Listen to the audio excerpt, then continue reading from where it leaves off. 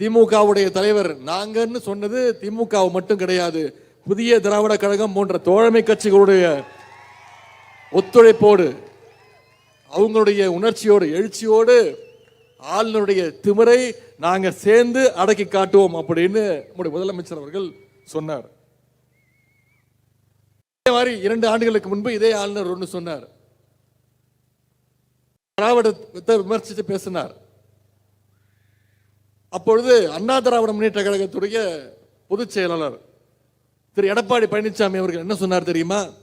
பத்திரிகையாளர்கள் போய் கேட்டாங்க அவர்கிட்ட, ஆளுநர் இப்படி பேசிட்டாரு, திராவிடம்ங்கிற வார்த்தையை கொச்சப்படுத்தி பேசுறாருன்னு கேட்கும்பொழுது திரு எடப்பாடி பழனிசாமி அவர்கள் சொன்ன வார்த்தை, இதையெல்லாம் நீங்க என்கிட்ட கேட்கக்கூடாது, பெரிய அறிஞர்கள்ட்ட தான் கேட்கணும், திராவிடம் பத்திலாம் எனக்கு எதுவும் தெரியாதுன்னு சொன்னவர் தான் திரு எடப்பாடி பழனிசாமி அவர்கள். இவர் யார் தெரியுமா?